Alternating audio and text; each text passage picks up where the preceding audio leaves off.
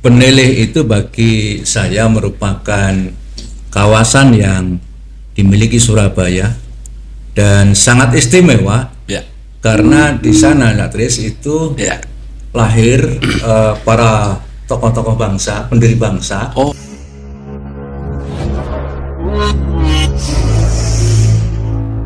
Dulur, kembali lagi di podcast Judes, ngobrol santai bernilai tinggi.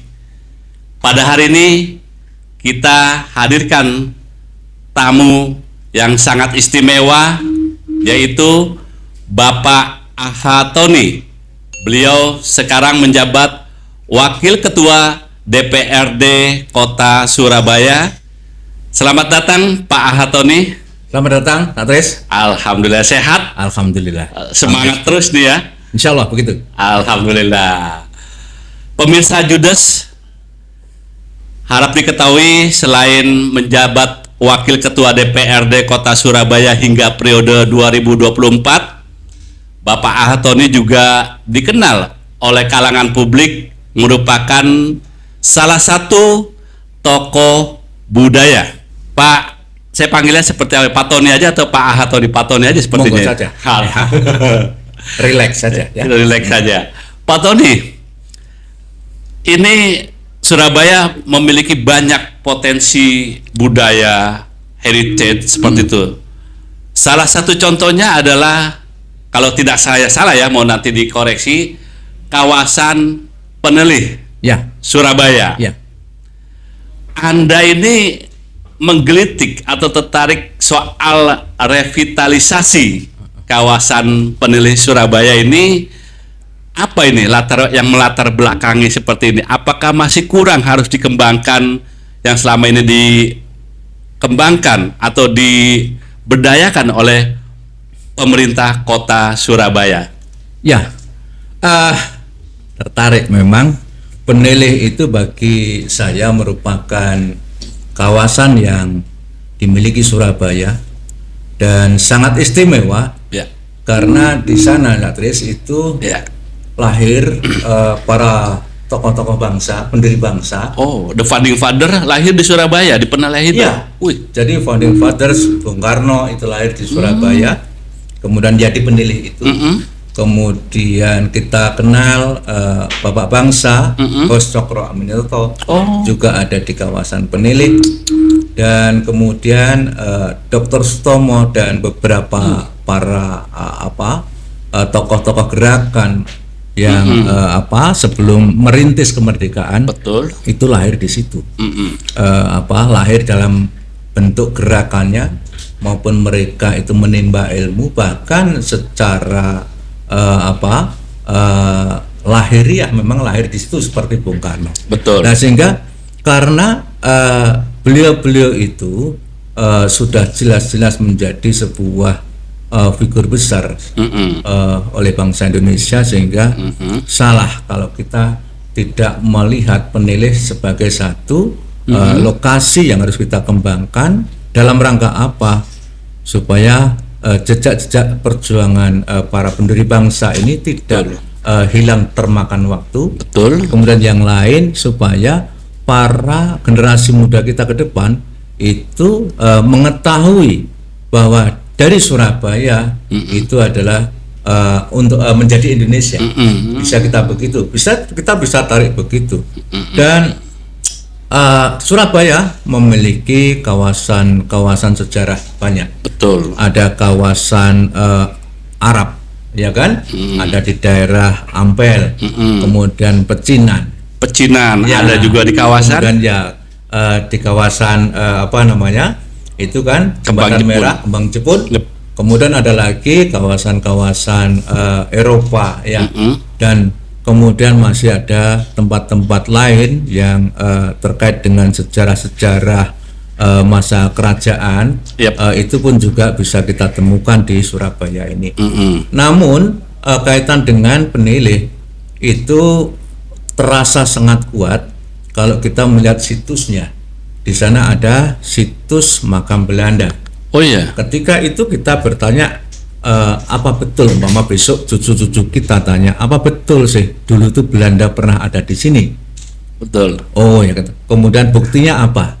Kita bisa menunjukkan bahwa ada makamnya banyak orang Belanda di sini. Iya. Nah ini menjadi satu bukti. Tetapi kalau kemudian bukti itu tidak ada, maka kita tidak bisa menunjukkan lagi. Betul. Nah, kaitan dengan masalah penilai lagi-lagi, mungkin tema kita kan bukan itu, karena ini kan masuk bulan Bung Karno kan, Mas Riz? Bulan Juni ini Ya, bulan Bung Karno. Bulan Bung Karno, sehingga kita mencoba untuk fokus pada momentum ini dan kita kaitkan dengan materi diskusi kita, sehingga saya tertarik untuk menjadikan penilai itu sebagai satu situs kawasan yang harus kita bangkitkan budaya juangnya. Jadi itu kan menjadi kawasan wisata sejarah, dan dari penilai nanti harapan kita bisa kita bangkitkan sebuah budaya di masyarakat Surabaya, bahkan adalah daerah-daerah yang lain, yaitu budaya juang. Nah, budaya juang ini menurut saya penting, sangat penting.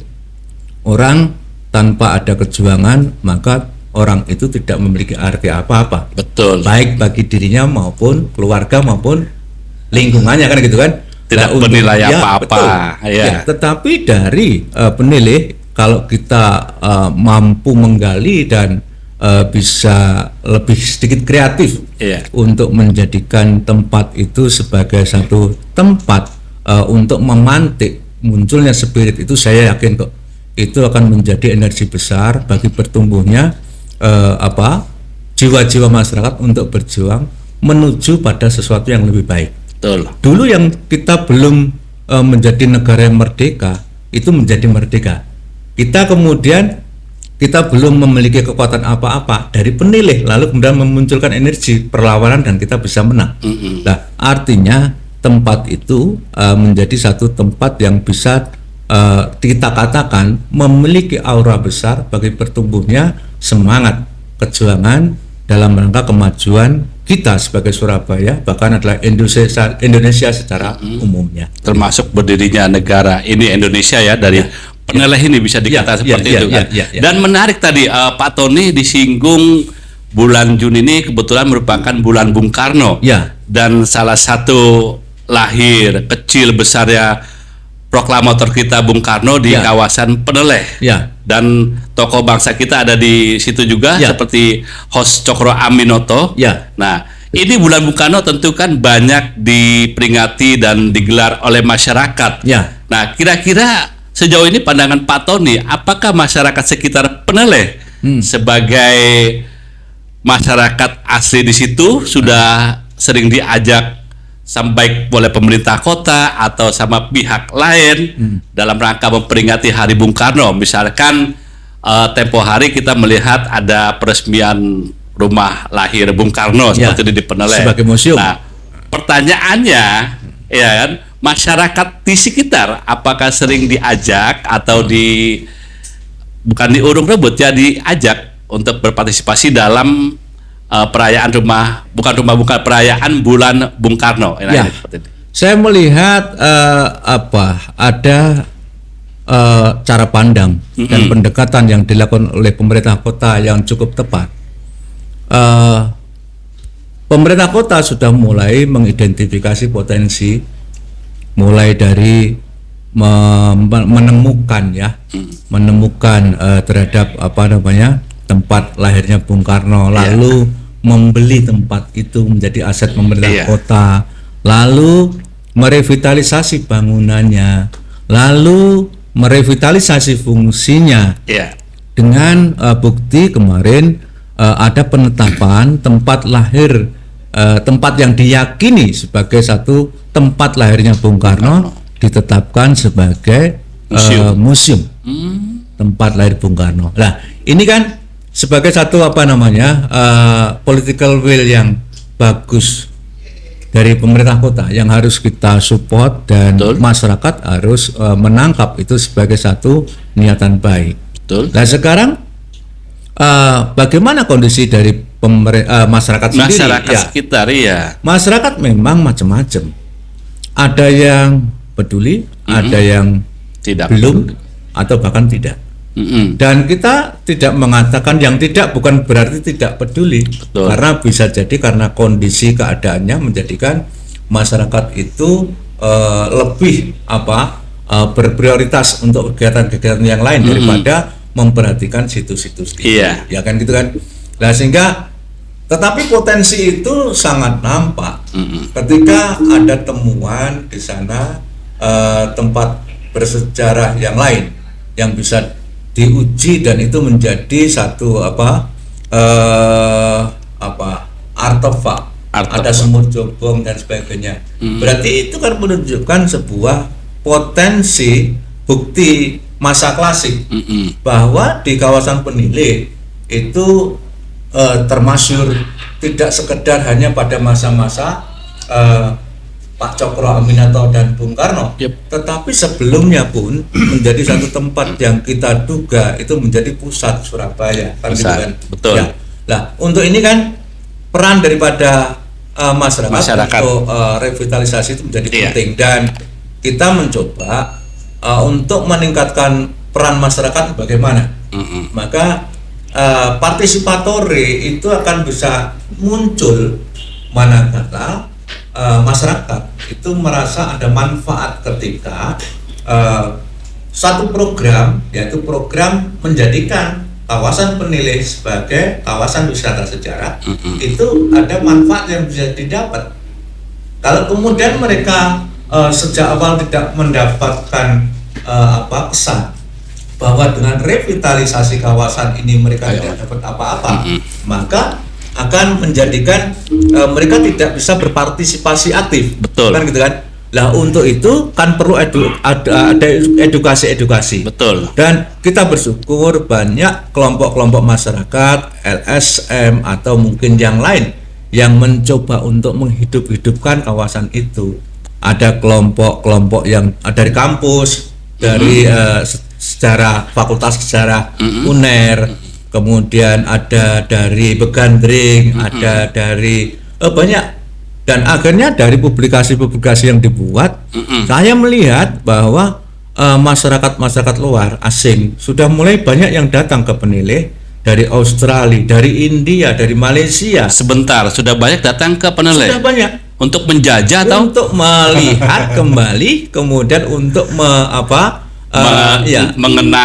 mengenang bagaimana sosok besar Soekarno bisa lahir itu dari seperti apa. Betul. Itu kesannya kan mereka begitu datang di sana betul-betul kaget. Betul. Bahwa dia pikir Soekarno itu sebagai sosok besar lahir dari lingkungan yang besar, elit begitu. Kemudian lahir dari orang-orang yang hebat, tetapi adalah Soekarno lahir dari kalangan yang memang ada di dalam masyarakat ya pada umumnya begitu. Betul. Pemirsa podcast Judas, ini perhatian buat kita. Orang asing saja begitu mengagumkan sosok Bung Karno, bagaimana dengan kita sebagai rakyat Indonesia? Itu harusnya kita lebih dari kagum dari orang asing itu sendiri. Begitu Pak Tony ya.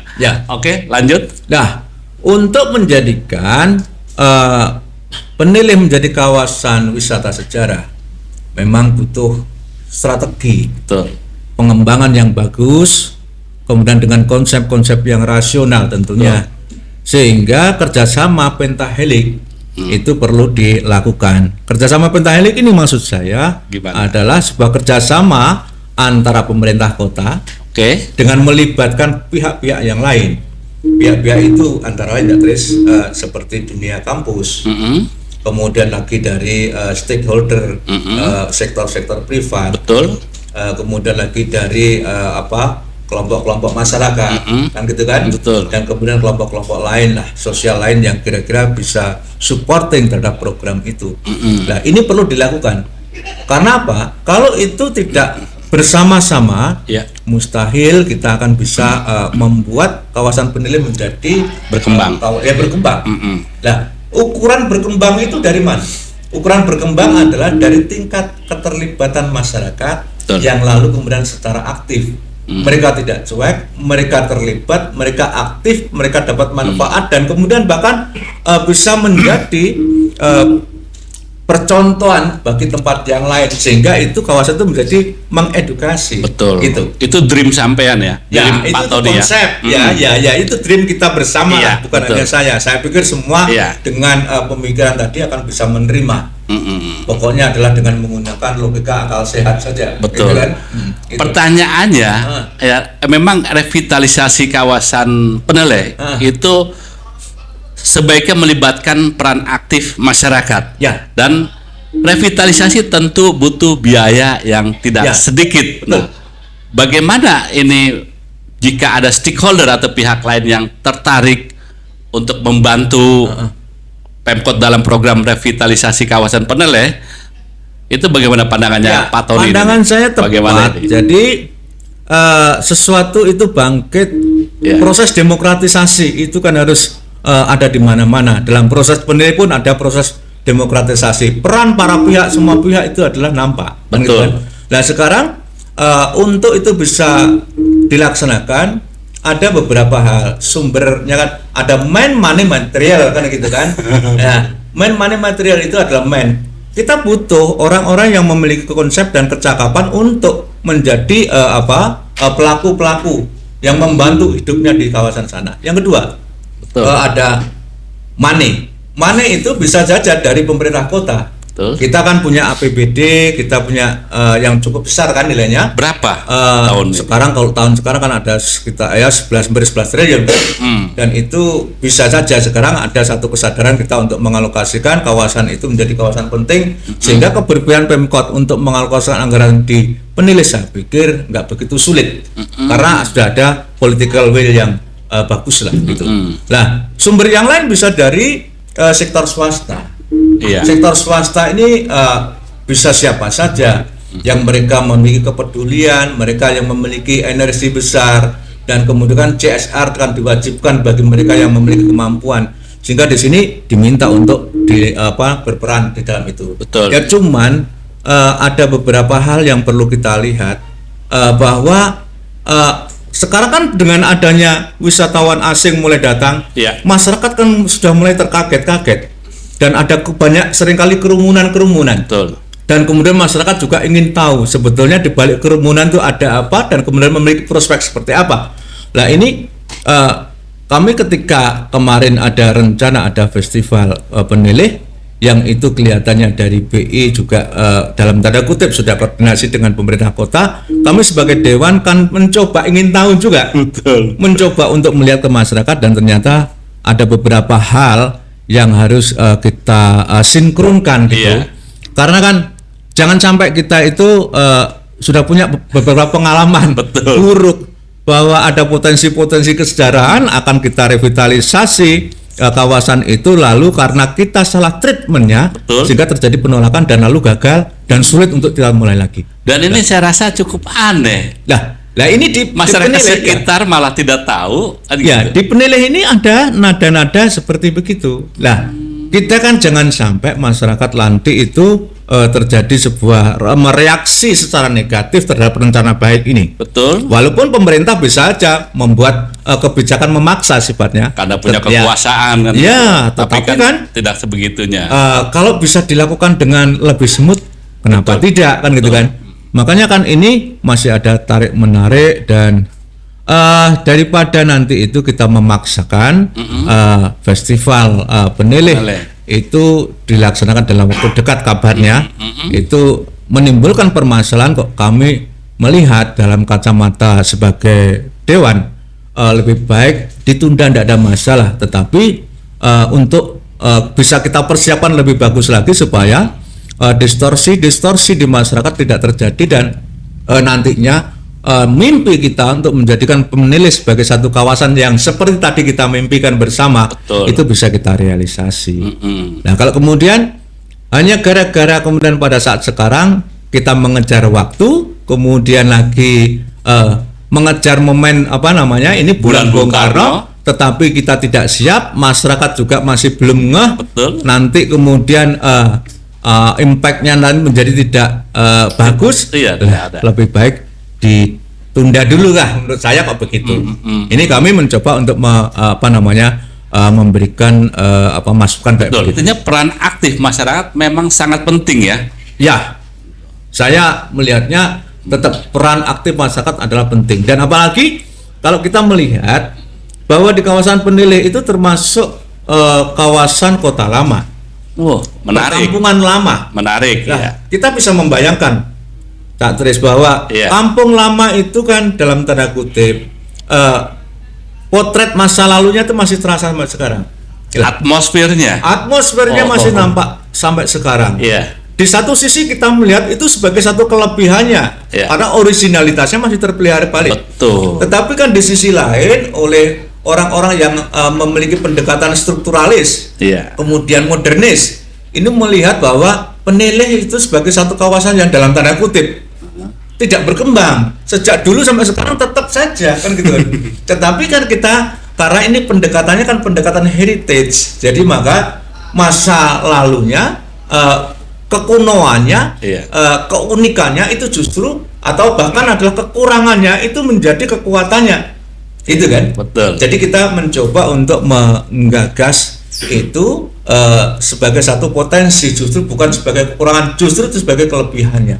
Artinya semua harus disatukan lebih dulu dalam satu meja, termasuk peran aktif masyarakat sekitar di kawasan Peneleh, baru digelar Festival Peneleh. Selama itu belum terjadi, lebih baik ditunda saja dulu seperti itu Pak Tony. Festivalnya. Festival Peneleh. Pemkot saya lihat ini masih belum kehilangan momentum.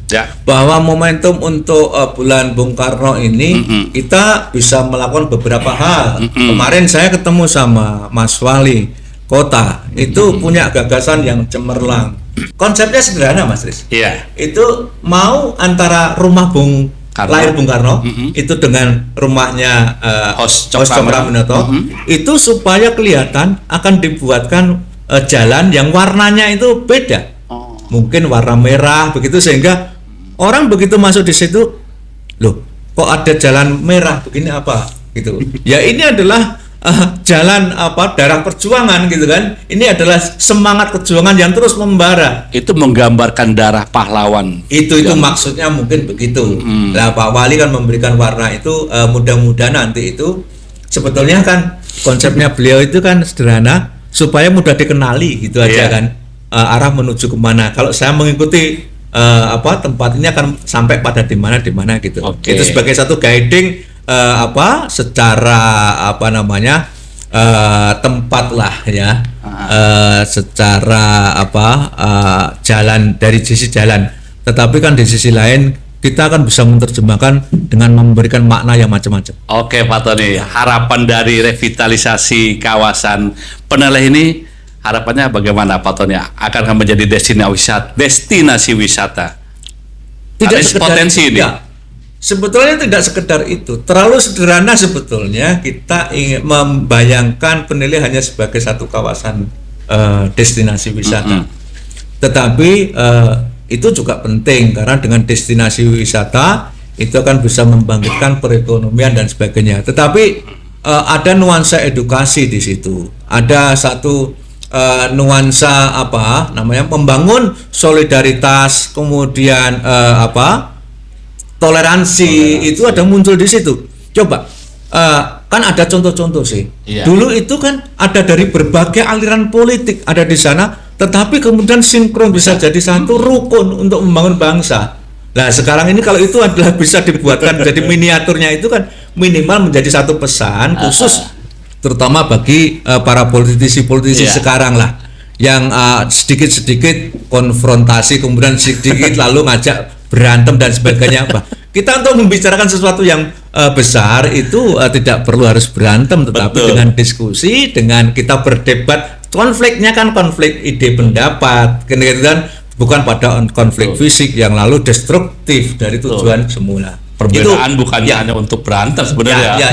Ya itu dreamnya, dream sederhana dari kita. Oke, baik. Pemirsa ke podcast Judas, terima kasih pada hari ini kita sudah bincang-bincang dengan Pak Aha Tony, Wakil Ketua DPRD Kota Surabaya. Jangan lupa dulur, subscribe, like, comment, and share Jangan lupa nonton terus podcast Judas di channel YouTube Judas Indonesia.